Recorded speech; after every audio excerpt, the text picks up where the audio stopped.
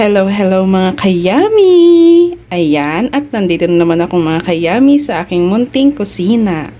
Ayan, at magluluto pala ako ngayon mga kayami ng adobong sitaw. Ayan, at ito na nga pala yung mga ingredients mga kayami. Ayan, yung ating sitaw. Lalagyan ko lang siya ng konting manok.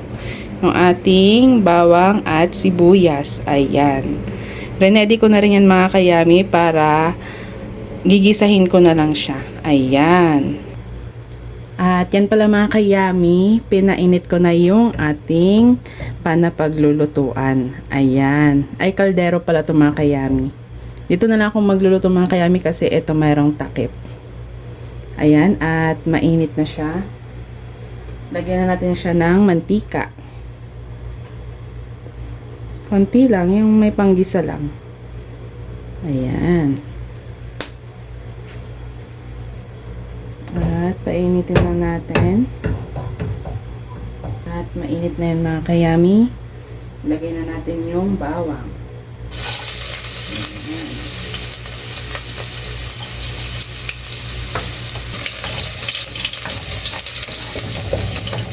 Haluin lang natin hanggang sa lumabas yung kanyang aroma. At mag-golden brown na siya. At isunod na rin natin ilagay yung sibuyas.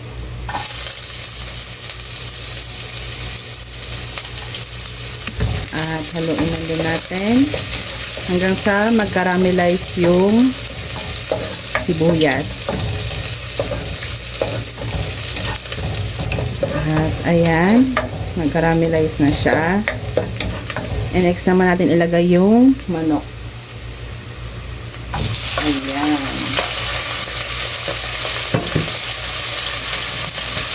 At haluin na natin sa mga kayami.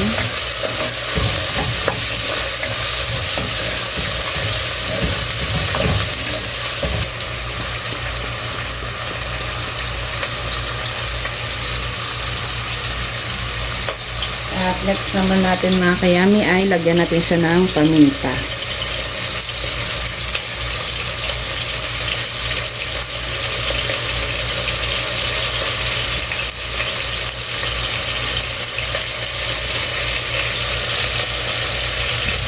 At yung ating oyster.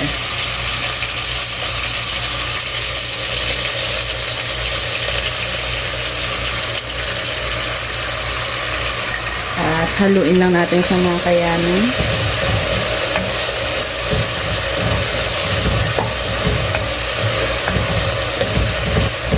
Ayan. Takpan lang natin siya mga kayami.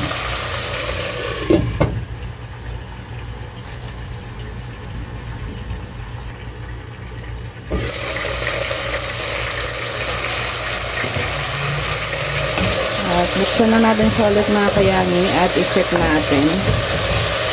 Ayan. Haluin na natin siya ulit. At lagyan natin siya ng konting sabaw para yung manok ay maluto na siya. Bago natin ilagay yung ating sitaw. Konting sabaw lang mga kayami. Ayan. Hanggang sa maluto lang yung manok.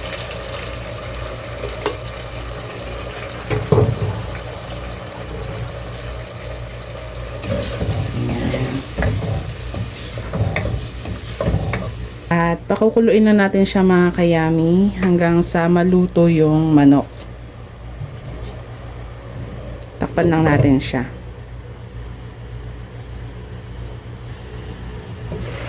At ayan, konti na lang yung tubig niya mga kayami.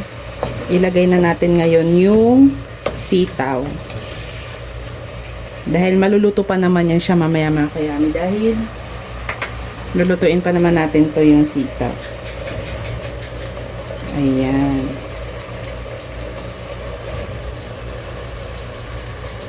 Haluin lang natin siya.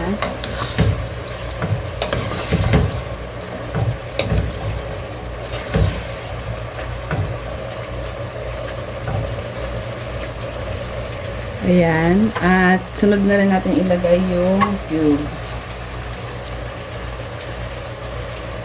Tinunaw ko na pala mga kayami yung cubes. Ayan. At lalagyan ko rin siya ng laurel. Para naman mabango yung ating adobong sitaw. Ayan. At i-mix lang natin ulit.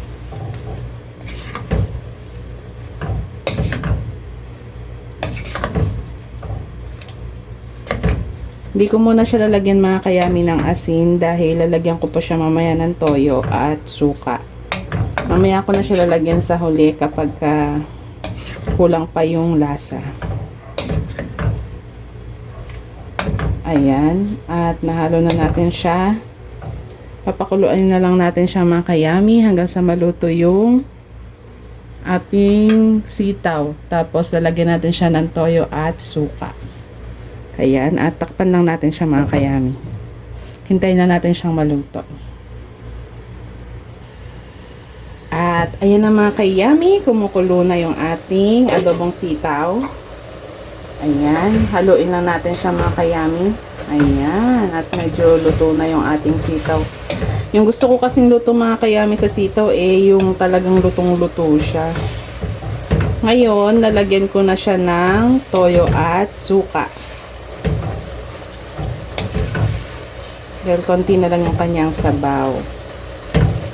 Ayan. Kukunin ko lang.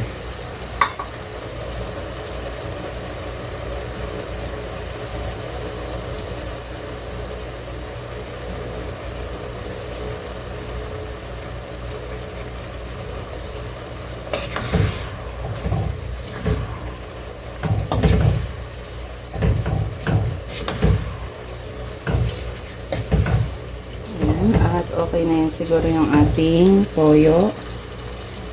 Nilagyan ko naman siya ngayon ng suka.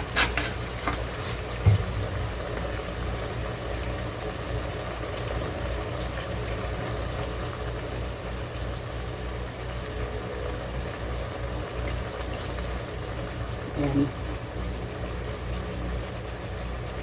At pag naglagay kayo ng suka mga kayami ay huwag nyo muna siyang hahaluin.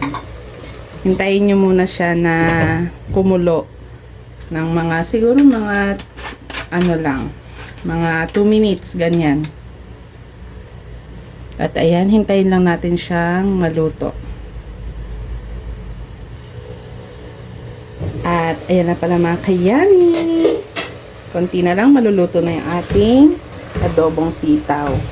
Haluin na natin siya mga kayami. At ayan, konti na lang yung kanyang sabaw. Ngayon naman ay oras na para tikman natin siya kung okay na ba yung kanyang lasa.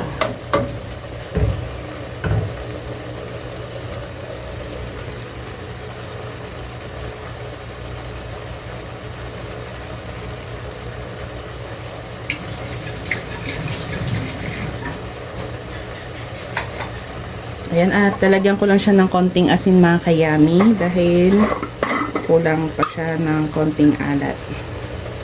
Konting asin lang. Ayan. At lalagyan ko rin siya ng konting sugar.